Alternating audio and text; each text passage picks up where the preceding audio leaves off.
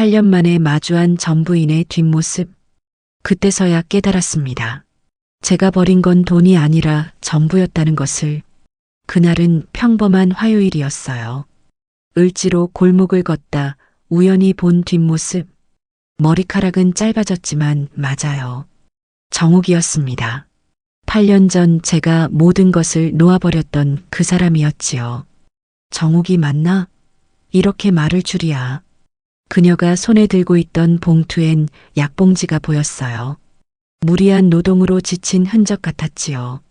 훗날 알게 된 사실이지만 과로로 내분비 질환과 허리 디스크까지 겹쳐 있었다고 합니다. 저도 모르게 그녀를 따라가고 있었답니다. 골목을 돌아 작은 병원 앞에 멈춰섰죠. 출입문 위엔 내분비내과라는 간판이 달려 있었어요. 병이라도 생겼나? 당뇨? 갑상선? 불현듯 떠오른 우리의 마지막 대화. 그날 정욱은 어깨를 움츠리며 이렇게 말했었지요. 돈이 그렇게 중요해?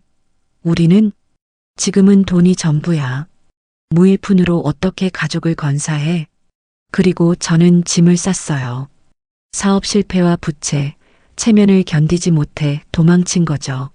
아이들의 울음소리도 정욱의 애원도 외면한 채 병원 앞 그녀가 문득 뒤를 돌아보았습니다. 순간 저는 골목 뒤로 숨었어요. 왜 그랬을까요? 무엇이 두려웠을까요? 그때 정욱의 얼굴을 보았어요. 눈가에 주름이 깊어졌지만 눈빛은 더 단단해졌더군요. 제가 떠난 후 그녀는 어떤 삶을 살았을까요? 아이들은 무사히 자랐을까요? 8년 동안 한 번도 제대로 묻지 않았던 질문들이 물밀듯 밀려왔답니다. 그제서야 깨달았어요. 제가 정말 버린 것은 빚더미가 아니었다는 것을, 돈이 아니었다는 것을. 여러분, 잠시 구독과 좋아요 부탁드려요. 돈이 없다는 건 매일 아침 눈을 뜨는 순간부터 시작되는 전쟁이었어요. 그날 밤 잠을 이룰 수 없었어요. 정욱의 뒷모습이 자꾸만 눈앞에 아른거렸거든요. 생각해보면 제가 떠난 후 그녀에게 단 한 번도 연락하지 않았어요. 아이들 생일도 명절도 그냥 흘려보냈지요. 서연이는 대학에 갔을까? 민호는 키가 얼마나 컸을까? 제 침대 옆 서랍에는 낡은 가족사진 한 장이 있었어요. 8년 전 서연이 중학교 입학식 날 찍은 사진이었죠. 웃고 있는 내 얼굴. 그때는 제가 그 행복을 지키지 못할 거라고 상상도 못했답니다. 사진 속 서연이는 이제 23, 민호는 19이 되었을 거예요. 아이들은 저를 어떻게 기억하고 있을까요? 아버지로? 아니면 그저 사라진 누군가로? 정욱의 병원 가방이 자꾸 신경 쓰였어요. 제가 떠난 후 그녀는 아팠던 걸까요? 누가 옆에서 돌봐주었을까요? 내가 뭘 한 거지? 말로는 가족을 위해 떠났다고 했지만 사실은 도망친 거였어요. 빚더미에서, 책임에서, 가장으로서의 무거운 짐에서. 돈이 없어 떠났다고 스스로를 속였지만 정작 돈보다 더 소중한 것을 버렸다는 사실은 외면했지요. 그날 밤 결심했어요. 정욱이 어떻게 지내왔는지, 아이들이 어떻게 자랐는지 적어도 알아봐야겠다고. 8년 동안 외면했던 진실과 마주하기로 했답니다. 돈이 없다는 건 매일 아침 눈을 뜨는 순간부터 시작되는 전쟁이었어요. 사업 실패 후 집에 들어가는 게 두려웠답니다. 정욱은 항상 저녁 6시 정각에 밥상을 차렸어요. 단 한 번도 어긋난 적이 없었죠. 아이들 공부 시간을 위해서라며. 노식 씨, 오늘은 정말 힘들었나 봐요. 밥 먼저 드세요. 하지만 저는 정욱의 그 배려가 부담스러웠어요. 매일 정확히 6시에 차려진 밥상, 깔끔하게 정돈된 집, 공부하는 아이들. 모두가 제 어깨를 짓누르는 것만 같았지요. 채무 독촉 전화는 하루에 7통씩 왔어요. 한 달에 갚아야 할 이자만 187만 원. 제 월급의 절반이 넘었죠.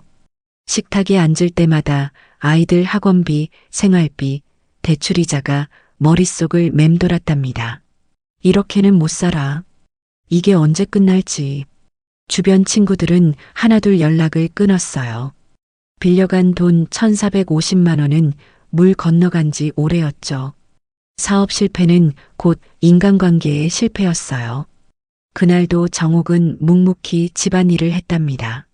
아이들 빨래는 따로, 제 양말은 별도의 망에. 정확히 분류된 세탁물처럼 우리의 삶도 분류되고 있었어요. 왜 항상 이렇게 완벽해야 해? 조금은 헐렁하게 살면 안 돼?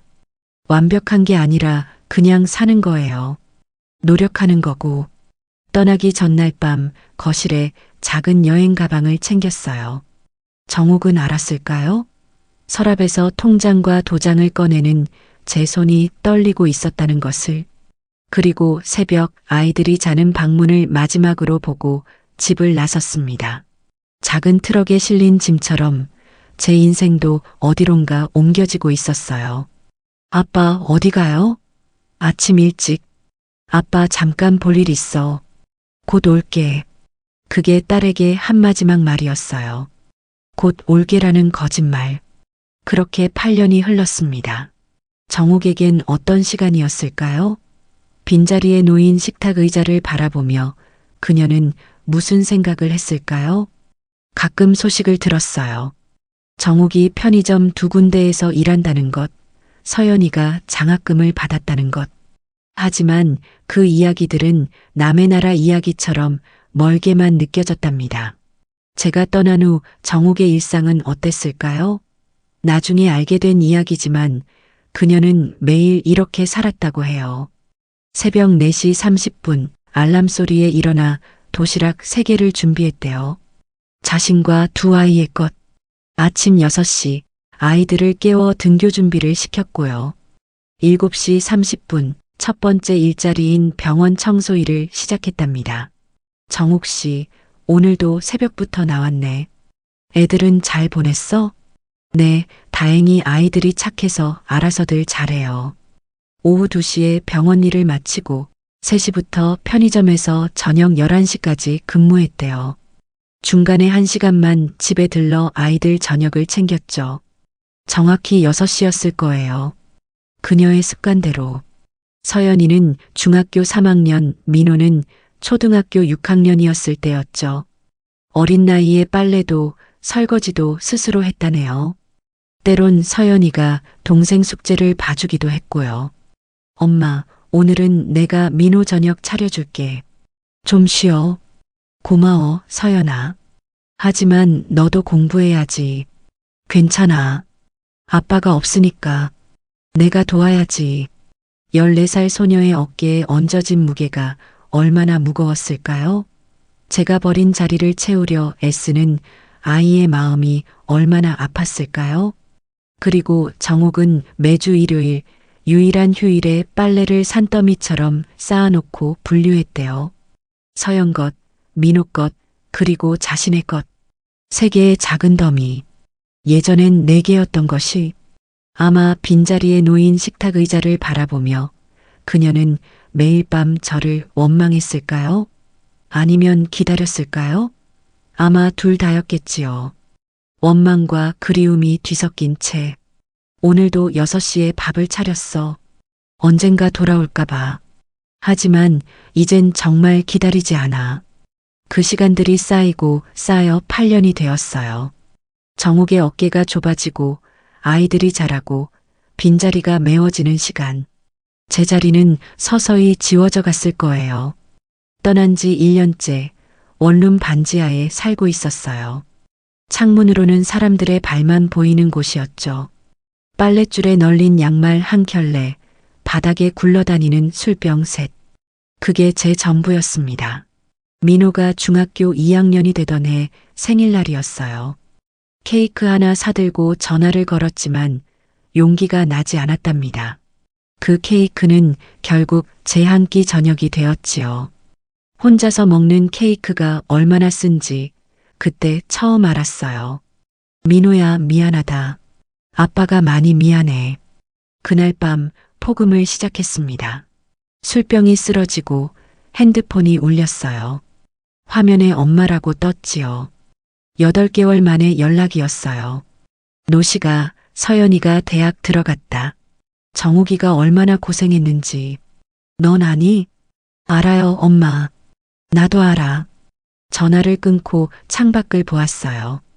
빗방울이 유리창을 타고 흘러내렸죠. 내 눈물인지 빗물인지 구분이 가지 않았답니다. 다음 날 아침 토사물 냄새에 눈을 떴습니다. 몸이 부서질 듯 아팠어요. 화장실 거울 속 제 모습은 낯선 사람 같았죠. 누구죠, 당신은? 그해 겨울 처음으로 병원에 실려갔습니다. 알코올성 간염이었어요. 의사의 목소리가 아득히 들렸습니다. 보호자 연락처 알려주세요. 없어요. 없습니다. 병실 형광등 아래 옆 침대의 환자는 가족들에게 둘러싸여 있었어요. 웃음소리, 과일 깎는 소리, 따뜻한 대화. 제 침대 주변은 너무나 조용했죠. 같은 시간 정욱은 어땠을까요? 나중에 알게 된 일이지만 그녀는 그때 서연이의 대학 기숙사비를 마련하기 위해 밤 11시까지 편의점에서 일하고 있었답니다. 민호야, 냉장고에 반찬 데워 먹고 엄마는 좀 늦을 거야. 퇴원 후 처음으로 가족 사진을 꺼내봤어요. 웃고 있는 내 얼굴. 언제부터 제가 그 행복을 무거운 짐으로 여기게 되었을까요? 돈의 무게가 사랑보다 더 무거워진 순간은 언제였을까요? 나는 뭘 위해 도망친 거지? 떠난 지 3년째 엄마가 편지를 보냈어요. 내용은 간단했죠. 정욱이가 집을 팔고 작은 아파트로 이사했다. 민호는 방 하나에서 공부한다. 내가 있었다면. 그날 밤이 제 인생의 가장 어두운 밤이었어요. 이불 속에서 소리 없이 울었습니다. 돈 때문에 떠났는데 결국 제가 지킨 건 무엇이었을까요? 떠난 지 4년째 어느 장례식장에서 우연히 정욱의 친척을 만났어요. 그분은 저를 알아보지 못했지만 저는 그분의 대화를 엿들었답니다. 정욱이 참 대단해. 혼자서 2아이 키우고 서연이는 이번에 대기업에 취업했다며? 맞아. 그런데 정욱이 건강이 안 좋대. 허리가 많이 아프다고. 그 말에 가슴이 찢어졌어요. 정욱이 아팠다니. 허리가 아팠다니. 제가 떠난 후 그녀는 얼마나 무거운 짐을 혼자 짊어졌을까요? 장례식장 구석에서 혼자 술을 마셨어요. 그날 밤은 제 생일이었습니다. 아무도 기억해주지 않는 생일. 케이크도 축하 문자도 없는 날이었죠. 난 정말 혼자가 되었구나. 5년차 되던 해 낡은 지갑을 정리하다 접힌 종이 한 장을 발견했어요. 서연이가 초등학교 때 쓴 편지였어요. 아빠 커서 돈 많이 벌어서 아빠 회사 빚 다 갚아줄게요. 그러니까 힘내세요. 사랑해요. 어린 딸의 글씨체에 제 마음은 무너져 내렸어요. 서연이는 이제 성인이 되었을 텐데 아직도 저를 아빠라고 생각할까요? 아니면 이미 지워버렸을까요? 가장 고통스러웠던 순간은 6년 차 되던 날이었어요. 우연히 거리에서 민호를 본 거였죠. 고등학생이 된 아들의 뒷모습. 키가 훌쩍 커서 거의 저만큼 되어 있었어요. 하지만 다가갈 용기가 없었답니다. 멀리서 그를 지켜보는데 친구가 물었어요. 너희 아버지는 어떻게 돌아가셨어? 돌아가신 게 아니라 그냥 안 계셔. 안 계셔. 그 말이 제 가슴을 후벼 팠어요. 살아있지만 죽은 것과 다름없는 존재. 아버지가 아닌 안 계신 누군가. 그렇게 8년의 시간이 흘렀고 이제 저는 정욱의 뒷모습을 마주했습니다. 제가 쓰러진 바닥에서 더 깊은 구덩이를 파고 있을 때 그녀는 묵묵히 2아이를 키워내고 있었던 거예요. 어느 봄날 우연히 민호의 학교 앞을 지나게 되었어요. 5년 만에 보는 아들의 모습. 키가 훌쩍 자라 제 어깨를 넘어설 것 같았어요. 교복을 입은 그 뒷모습이 낯설면서도 너무나 그리웠답니다. 멀리서 지켜보는데 옆에서 정욱이 나타났어요. 그녀는 작은 도시락 가방을 들고 있었죠. 학교 담장 너머로 민호에게 건넸습니다. 민호야, 오늘 늦게 끝나니? 도시락에 반찬 많이 넣었어. 응, 자율학습 있어. 엄마도 무리하지 마. 그 짧은 대화 속에 5년의 세월이 고스란히 담겨 있더군요. 도시락을 건네는 정욱의 손등엔 주근깨가 늘었고 민호의 목소리는 어른처럼 깊어져 있었습니다. 담장 뒤에 숨어 지켜보다 민호가 친구들과 나누는 대화가 들렸어요. 야, 이번에 과학경시대회 장학금 받았다며? 대단하다. 그냥 엄마 고생하시는데 도움되고 싶어서. 그 순간이었어요. 가슴 한구석이 무너져 내리는 느낌. 내 아들은 이미 어른이 되어 있었고 난 그 과정을 지켜보지 못했다는 현실이 덮쳐왔답니다. 그날 밤 오랜만에 엄마에게 전화를 걸었어요. 엄마, 정욱이는 어떻게 지내요? 이제 와서 묻니? 내가 떠난 후 정욱이가 얼마나 힘들었는지 알기나 해? 엄마의 목소리는 차가웠지만 모든 이야기를 들려주셨어요. 정욱이 세계 일자리를 뛰며 아이들을 키웠다는 것. 서연이가 취업해 첫 월급으로 정욱에게 작은 금반지를 선물했다는 것. 노씨가 그 집을 내가 두고 간 건 알지만 정욱이가 끝까지 내 빚 다 갚았다. 너 도망간 후에도. 그 말에 숨이 멎는 것 같았어요. 제가 떠나면서 남긴 빚까지 정욱이 떠안고 갚았다니. 내가 뭘 한 거지? 돈 때문에 떠났는데 정작 돈 문제를 해결한 건 정욱이었어? 그날 이후로 무언가가 변했어요. 아침에 눈을 뜨는 게 전과 달랐답니다. 거울 속 제 모습이 너무 초라해 보였지요.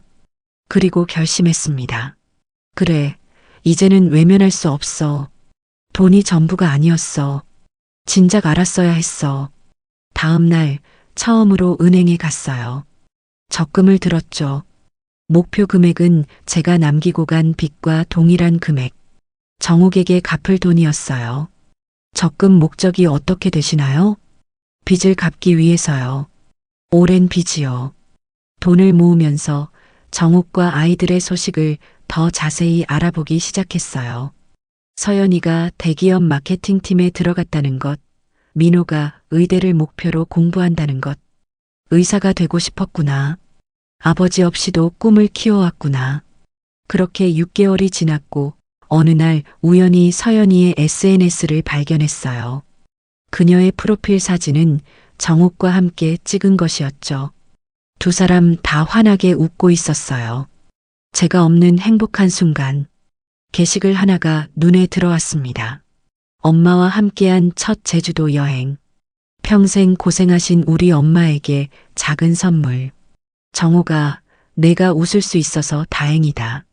그리고 너무 미안하다. 그날 밤 저는 새로운 결심을 했어요. 단순히 돈을 갚는 것이 아니라 제 잘못을 인정하고 사과하기로 했답니다. 비록 용서받지 못하더라도 제가 버린 건 돈이 아니라 가족이었다는 사실을 그들에게 말하고 싶었어요. 그래, 이제 더 이상 도망치지 않을 거야. 정욱이와 아이들에게 내가 버린 건 돈이 아니라 우리의 삶이었다는 걸 고백할 거야. 변화는 작은 계좌 개설부터 시작했어요. 월급의 절반을 따로 모으기 시작했죠. 목표는 하나였어요. 정욱과 아이들에게 돌려주는 것. 처음 3개월 동안 187만 원을 모았습니다.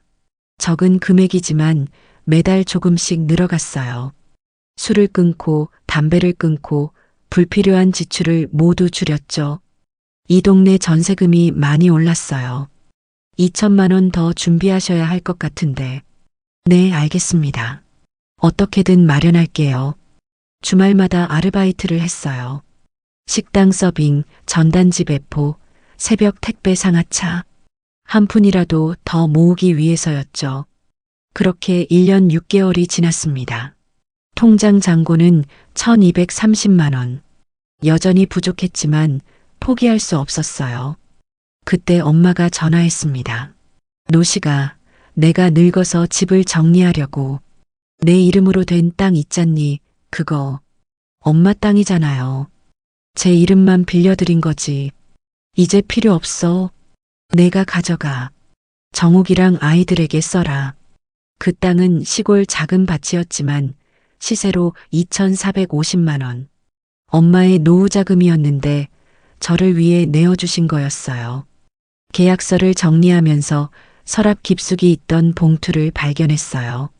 정욱이 쓴 편지와 우리 집 등기부등본, 그리고 대출 상환 완료증이 있었습니다. 날짜를 보니 제가 떠난 지 정확히 4년 3개월 후였어요. 정욱이 홀로 모든 빚을 갚은 날이었죠. 정욱아, 이런 고통을 내가 혼자 감당했구나. 편지 내용은 간결했어요. 노식 씨, 당신이 떠난 이유가 이것 때문이라면 이제는 돌아와도 돼요. 아이들이 기다려요. 하지만 그 편지는 결코 저에게 도달하지 않았어요. 엄마조차 저에게 보여주지 않았던 거죠. 그만큼 제가 미워졌던 걸까요? 계획을 세웠습니다. 엄마의 땅을 팔고 제가 모은 돈을 합쳐 3,680만 원. 정욱에게 전해줄 액수였죠. 빚을 갚는 데 쓴 돈과 이자를 계산해서요. 계좌이체 하실 건가요? 아니면 수표로? 직접 전하고 싶습니다. 그리고 정욱의 주소를 알아냈어요. 엄마를 통해 들은 그녀의 새 주소, 20평 남짓한 아파트였어요. 민호는 대학 기숙사에 있고 서연이는 취업해서 따로 산다고 했죠. 차비를 아끼려 버스를 탔습니다. 창밖으로 지나가는 풍경을 보며 생각했어요. 돈으로 모든 걸 해결할 수 있을까? 8년의 빈자리를, 정욱의 눈물을, 아이들의 그리움을. 아니, 이건 갚음이 아니야. 사죄의 시작일 뿐이야. 정욱의 아파트 벨을 누르기 전 마지막으로 거울을 봤어요. 흰머리가 늘었지만 눈빛은 8년 전보다 맑아진 것 같았습니다. 이제는 도망치지 않을 거예요. 아파트 단지에 도착한 건 오후 3시 정각. 그녀가 퇴근하기 전에 기다려야겠다고 생각했어요. 벤치에 앉아 초인종을 누를 용기를 내는 데만 2시간이 걸렸답니다. 마침내 5시, 떨리는 손으로 정욱의 집 초인종을 눌렀어요. 문은 열리지 않았습니다. 한 번 더 눌렀지만 아무 응답이 없었죠. 혹시 이사를 간 건 아닐까? 아니면 주소가 잘못된 건 아닐까? 수많은 생각이 스쳐 지나갔어요. 그때 뒤에서 발소리가 들렸습니다. 돌아보니 정욱이었어요. 장바구니를 든 채 서 있었죠. 우리 눈이 마주쳤을 때 세상이 멈추는 듯 했어요. 노식 씨? 오랜만이야, 정욱아. 정욱은 열쇠로 문을 열면서 아무 말도 하지 않았어요. 그리고 저를 한번 쳐다보고는 들어가라는 듯 고개를 살짝 끄덕였죠. 8년 만에 들어선 그녀의 공간. 낯설지만 정갈했어요. 무슨 일로 왔어요? 8년이나 지났는데. 미안해. 정말 미안해. 그녀는 침묵했어요. 묵묵히 장바구니를 내려놓고 물을 따르더군요. 저는 봉투를 꺼냈어요. 3,680만 원이 담긴. 내가 남긴 빚, 내가 갚았다고 들었어. 이건 그 돈의 이자까지. 돈이요? 이제 와서 돈을? 그녀의 목소리는 떨렸지만 얼굴은 담담했어요. 물 한 잔을 내밀면서 그녀는 깊은 한숨을 내쉬었습니다. 오늘은 돌아가세요. 아이들이 곧 올 거예요. 서연이가 특히. 아직 당신을 보면 감정이 격해질 거예요. 서연이. 많이 컸겠구나. 민호도. 네, 많이 컸어요. 당신 없이도요. 그 말이 가슴을 찔렀어요. 하지만 정당한 말이었죠. 저는 봉투를 테이블에 놓고 일어섰습니다. 이야기할 기회를 달라고 할 수 있을까? 언제든 시간 될 때. 일요일 오전에 오세요. 11시에. 아이들에게도 미리 말해둘게요. 며칠 후면 그들을 모두 만나게 될 거란 생각에 가슴이 두근거렸어요. 두려움과 기대가 뒤섞인 채로 그 아파트를 나왔습니다. 일요일 나는 그들 앞에 서게 될 거예요. 일요일 아침 정옥의 아파트로 향하는 길은 유난히 길게 느껴졌어요. 가슴은 두근거리고 손은 땀으로 축축했죠. 초인종을 누르는 순간 심장이 멎는 듯 했어요. 문이 열리고 정옥이 저를 맞이했습니다. 그녀의 뒤로 거실이 보였어요. 민호가 소파에 앉아 있었고 그 옆에는 서연이, 두 아이 모두 굳은 표정이었죠. 들어오세요. 거실로 들어가자 무거운 침묵이 흘렀어요. 8년 만에 가족 모두가 한 공간에 있는 순간 제 발걸음이 이토록 무거웠던 적이 있었을까요? 서연아, 민호야. 많이 컸구나. 아버지가 왜 오셨어요? 이제 와서 왜 나타났어요? 서연은 눈물을 삼키며 등을 돌렸습니다. 그날 이후 며칠 동안 딸은 어떤 연락에도 응답하지 않았어요. 하지만 민호가 조심스레 제게 문자를 보냈습니다. 아빠, 다음 주에 학교에 오실래요? 서연의 날카로운 질문에 가슴이 찔렸어요. 당연한 질문이었습니다. 8년이란 세월 동안 단 한 번도 연락하지 않았는데 이제 와서 무슨 얼굴로 나타났냐고요. 미안해. 정말 미안해. 내가 버린 게 돈이 아니라 너희였다는 걸 이제야 깨달았어. 깨달음이요? 8년이나 걸렸네요. 민호의 비꼬는 말투가 가슴을 후벼 팠어요. 19살 아들의 눈에는 낯선 사람을 바라보는 경계심이 가득했죠. 너희에게 내가 다시 아버지가 되어 달라고 요구할 자격은 없어. 다만 내 이야기를 들어줬으면 해. 그리고 이건 내가 떠나면서 남긴 빚이야. 봉투를 테이블 위에 올려놓았어요.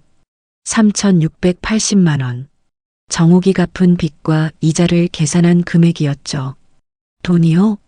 당신이 우리에게 진 빚은 돈이 아니에요. 알아. 이건 시작일 뿐이야. 시작이요? 끝난 지 오래예요. 엄마는 당신이 떠난 후에 세 군데 일자리를 뛰면서 우리를 키웠어요. 엄마가 허리 디스크로 쓰러졌을 때도 우린 버텼어요. 당신 없이도. 서연의 말 한마디 한마디가 제 가슴을 찔렀어요. 정옥이 허리 디스크로 고생했다니. 그런 중요한 순간에 저는 그녀 곁에 없었죠. 정옥아, 그런 일이 있었어? 왜 한 번도 말했다면 돌아왔을 거예요? 당신이 떠난 건 돈 때문만이 아니잖아요. 책임이 무서웠던 거죠. 그 말에 충격을 받았어요. 정옥이 내 본심을 꿰뚫어 보고 있었다는 사실에. 맞아요. 돈보다 더 무서웠던 건 책임이었습니다. 가장으로서의 책임, 아버지로서의 책임. 아버지가 떠난 후에도 매일 밤 엄마는 정확히 6시에 저녁을 차렸어요. 아버지가 돌아올지도 모른다면서 1년이 지나도 2년이 지나도 그리고 우리가 이사할 때 민호는 아버지 방석을 꼭 들고 가겠다고 했어요. 아버지가 돌아오면 필요할 거라고. 아이들의 말에 눈물이 차올랐어요. 제가 버린 시간들, 놓쳐버린 순간들이 하나둘 눈앞에 그려졌습니다. 당신이 떠난 건 돈이 아니라 우리였어요. 책임이었어요. 사랑이었어요. 정옥의 이 한마디가 저를 완전히 무너뜨렸어요. 그녀의 목소리는 차분했지만 그 속에 담긴 8년의 아픔이 고스란히 느껴졌습니다. 맞아. 내가 정말 잘못했어. 변명의 여지가 없어. 침묵이 흘렀습니다. 아무도 말을 하지 않았어요. 그때 정옥이 일어나서 부엌으로 갔어요. 잠시 후 그녀는 물 한 잔을 가지고 돌아왔습니다. 이 돈은 아이들 교육비로 쓰겠어요. 당신 없이 여기까지 왔으니 앞으로도 우리는 괜찮을 거예요. 내가 다시 한번 기회를 달라고 할 수 있을까? 조금씩이라도 너희 곁에 있고 싶어? 서연이와 민호는 서로를 바라봤어요. 무언가 말없는 대화가 오갔죠. 그리고 서연이가 입을 열었습니다. 갑자기 나타나서 우리 가족이 될 수는 없어요. 그건 불가능해요. 역시 그렇겠지. 하지만 처음부터 다시 알아가는 건 생각해 볼 수 있어요. 서연의 말에 가슴이 뜨거워졌어요. 완전한 용서는 아니었지만 작은 기회가 열린 듯 했습니다. 민호는 여전히 묵묵했지만 조금 전보다 표정이 누그러진 것 같았어요. 다음 주에 제 과학경시대회 결승이 있어요. 오후 3시에 한국대학 강당에서요. 오실래요? 민호의 초대는 예상치 못한 선물이었어요. 눈물이 차올랐지만 꾹 참았습니다. 꼭 갈게. 고마워, 민호야. 그날의 대화는 힘들었지만 작은 희망의 빛이 보였어요. 정욱은 저에게 가족 앨범을 보여주었고 서연이는 자신의 회사 이야기를 조금 들려주었죠. 8년의 공백을 메우기엔 턱없이 부족했지만 그래도 시작이었습니다. 문을 나서며 정욱과 마지막으로 눈을 마주쳤어요. 우리는 당신이 상상하는 것보다 더 강해졌어요. 당신이 필요해서가 아니라 우리가 허락하는 거예요. 그 차이를 기억하세요. 그 말에 고개를 끄덕였습니다. 8년 전에 제가 혼자 내린 결정처럼 이번에는 그들이 선택할 차례였으니까요. 민호의 과학경시대회가 열리는 대학 강당으로 향하는 길, 손에는 꽃다발이 들려 있었어요. 아들에게 줄 첫 선물이었죠. 가슴이 두근거렸어요. 마치 아이가 태어났을 때처럼. 강당 입구에서 정욱과 서연을 만났습니다. 서연은 여전히 어색한 표정이었지만 적어도 인사는 해주었어요. 왔네요. 약속했으니까. 이제부터는 약속 꼭 지킬 거야. 우리는 나란히 앉았어요. 가족처럼 보였을까요? 아마 그렇지 않았을 거예요. 하지만 적어도 같은 공간에 있다는 것만으로도 감사했습니다. 민호가 무대에 올라갔을 때 제 심장이 요동쳤어요.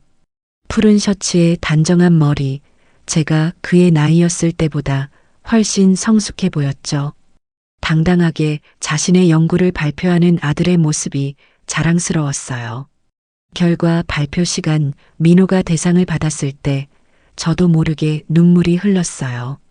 서연은 큰 소리로 환호했고 정욱은 조용히 미소 지었죠. 수상식이 끝나고 우리는 민호를 기다렸어요. 왔구나. 고마워요. 내가 너무 자랑스러워. 정말 대단해. 민호의 표정에서 잠시 미소가 번졌다가 사라졌어요.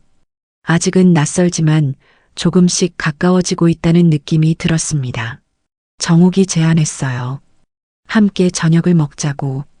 대학 근처 작은 식당으로 향했습니다. 해물된장찌개 전문점이었어요. 민호가 가장 좋아하는 음식이에요.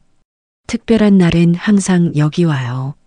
탁자에 앉아 메뉴를 고르는 모습이 마치 꿈만 같았어요. 8년 만에 가족 식사, 아직 어색함이 가득했지만 그래도 함께였습니다.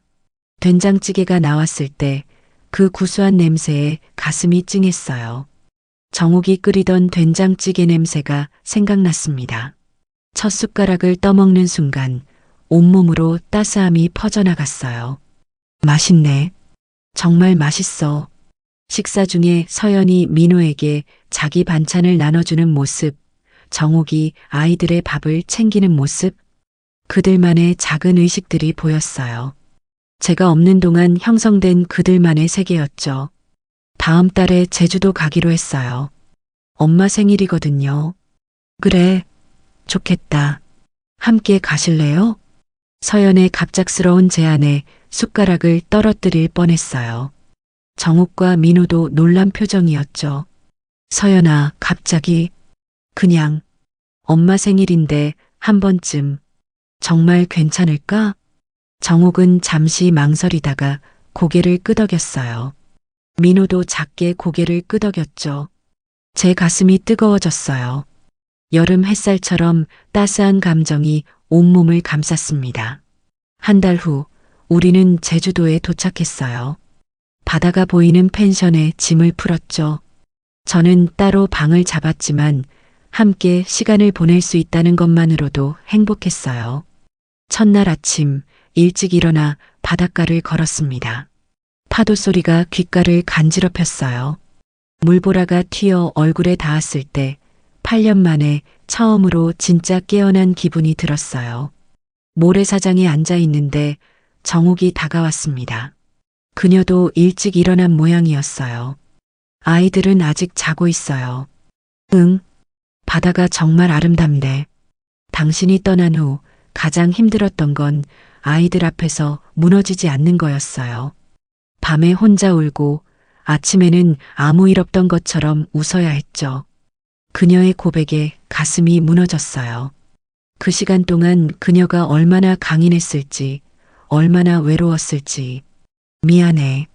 정말 미안해. 이제 와서 사과는 의미 없어요. 하지만 아이들은 당신이 필요해요. 아직 젊으니까 앞으로라도. 바닷바람이 우리 사이를 스쳐 지나갔어요. 말로 표현할 수 없는 감정들이 그 바람에 실려오갔죠. 정욱의 눈에 눈물이 맺혔습니다. 8년 만에 처음 보는 그녀의 눈물이었어요. 그날 오후 우리는 해변 식당에서 정욱의 생일 파티를 했어요. 서연이가 준비한 작은 케이크, 민호가 선물한 귀걸이. 저는 조심스럽게 작은 목걸이를 건넸습니다. 별거 아니지만 받아줘. 정욱은 잠시 망설이다 목걸이를 받았어요. 서연이가 엄마의 목에 걸어주었죠. 햇살에 반짝이는 작은 진주 목걸이가 그녀에게 잘 어울렸어요. 식사 후 아이들이 바다로 나갔을 때 정욱과 저는 테라스에 남았어요. 멀리 석양이 바다를 붉게 물들이고 있었죠. 노식 씨, 우리가 다시 예전으로 돌아갈 수는 없어요. 그건 알죠? 알아. 하지만 새로운 관계는 만들어갈 수 있지 않을까? 정욱은 미소 지었어요. 그 미소 속에 아직 상처가 남아 있었지만 또한 작은 희망도 보였습니다. 바다 내음, 석양의 붉은 빛, 멀리서 들려오는 아이들의 웃음소리. 이 모든 감각이 제 마음을 따뜻하게 녹였어요. 천천히, 아주 천천히 나아가 봐요. 그 말 한마디가 제 가슴을 뜨겁게 채웠습니다. 8년의 부재를 메울 순 없겠지만 적어도 이제부터는 함께 걸어갈 수 있을 것 같았습니다. 저녁이 깊어갈 때쯤 넷이서 해변을 거닐었어요. 모래 위에 남겨진 발자국들. 크고 작은 네 쌍의 발자국이 밀물에 씻겨 사라지고 다시 새롭게 찍히는 모습이 우리의 모습 같았어요. 아이들은 조금 앞서 걸었고 저와 정욱은 천천히 뒤따랐습니다. 파도 소리, 별빛, 바닷바람. 모든 감각이 새로웠어요. 마치 오랜 잠에서 깨어난 것처럼. 아이들이 당신을 조금씩 받아들이는 것 같아요. 그래. 생각보다 더 너그럽네. 내가 그럴 자격이 없는데. 정욱의 목걸이가 달빛에 반짝였어요. 그녀의 옆모습을 바라보니 여전히 아름다웠습니다. 더 강인해진, 더 깊어진 아름다움이었어요. 그날 밤 작은 테라스에서 홀로 바다를 바라보며 생각했습니다. 이 모든 것이 제가 누릴 자격이 있는 것일까? 하지만 자격을 논하기엔 이미 너무 많은 것을 잃었고 이제는 그저 감사한 마음으로 주어진 기회를 소중히 여겨야겠다고 다짐했어요. 제주도에서 돌아온 후 저는 아이들과 점점 더 많은 시간을 보내게 되었어요. 민호의 학교 행사에 참석하고 서연의 회사 근처에서 함께 점심을 먹고 가끔은 정욱과 셋이서 저녁을 먹기도 했죠. 석 달이 지난 어느 날 저는 용기를 내어 정욱에게 제안을 했습니다. 오래된 카페에서 커피 잔을 돌리며 말이죠. 정욱아, 우리 다시 시작해 볼 수 없을까? 정욱의 눈이 커졌어요. 예상했던 질문이었을 테지만 실제로 들으니 당황스러운 모양이었죠. 다시 시작이요? 무슨 의미예요? 함께 다시 살아보는 거. 내가 다 잘못했어. 이제는 절대 떠나지 않을게. 정욱은 창밖을 바라보았어요. 카페 너머로 보이는 가을 나뭇잎들이 바람에 흔들리고 있었죠. 그녀의 손가락이 커피잔 테두리를 천천히 쓸었습니다. 노식 씨, 우리는 이미 다른 사람이 되었어요. 당신도 나도. 그래도 우린 여전히 가족이잖아. 아이들도 이제 우리가 함께하는 걸 받아들이고 있고, 아이들이 당신을 아버지로 다시 받아들이는 건 우리가 다시 부부가 된다는 의미는 아니에요. 그녀의 단호한 말에 가슴이 아팠어요. 하지만 이해했습니다. 제가 벌인 일에는 그만한 대가가 따르는 법이니까요. 미안해. 너무 성급했나 봐. 제가 8년 동안 배운 건 한 가지예요. 제 삶의 경계를 세우는 법이요. 돈이 없어도 남편이 없어도 살 수 있다는 걸 배웠어요. 아이들도 그걸 배웠고요. 정옥은 잠시 말을 멈추고 제 눈을 똑바로 바라봤어요. 노식 씨가 다시 우리 아이들의 아버지가 되어주는 건 환영해요. 하지만 우리 관계는 그냥 아이들의 부모로 남는 게 좋겠어요. 이상하게도 실망보다는 안도감이 컸어요. 정옥의 눈빛에서 읽은 건 미움이 아닌 단단함이었으니까요. 그녀는 더 이상 누군가에게 의존하지 않는 사람이 되어 있었습니다. 이해해. 그리고 존중할게. 고마워요. 이제 우리는 모두 자신의 길을 찾았으니까요. 그날 저녁 서연이 전화를 걸어왔어요. 정옥에게서 우리의 대화를 들었나 봅니다. 아빠 엄마한테 그런 제안했다면서요? 응. 너무 성급했던 것 같아. 아빠, 엄마는 혼자 우리를 키우느라 정말 많이 힘들었어요. 그 시간을 존중해줘야 해요. 서연의 목소리가 떨렸어요. 딸아이가 이렇게 진지하게 말하는 건 처음이었죠. 그래도 아빠가 우리 곁에 있다는 건 좋아요. 그냥 지금 이대로만 해도 딸의 말에 가슴이 따뜻해졌어요. 용서받지 못할 거라 생각했는데 아이들은 제게 작은 자리를 내어주고 있었습니다. 시간이 흐르고 저는 점점 제 자리를 찾아갔어요. 정옥의 생일에 가족 모임에 참석하고 명절에 아이들과 시간을 보내고 서연이 승진했을 때 축하해주고 민호의 시험 결과를 함께 기다리고 물론 쉽지 않았어요. 때론 예전처럼 정옥의 손을 잡고 싶다가도 그녀와의 경계를 존중해야 했죠. 하지만 그것도 제가 치러야 할 대가의 일부라고 생각했어요. 1년이 지난 어느 날 민호의 대학 축제에 4명이 함께 갔어요. 밤하늘의 불꽃놀이를 보며 서 있는데 정옥이 불현듯 말했습니다. 노식 씨, 정말 달라졌어요. 그래. 뭐가? 예전에는 돈이 전부였는데 이제는 사람이 먼저네요. 그녀의 말에 가슴이 찡했어요. 저도 모르게 그녀의 손을 잡았다가 곧 놓았습니다. 미안해, 습관이. 괜찮아요. 가끔은 이렇게 있어도 좋을 것 같아요. 정옥은 제 손을 다시 잡았어요. 그건 사랑의 회복이 아니라 용서의 시작이었을지도 모릅니다. 하지만 그것만으로도 충분했어요.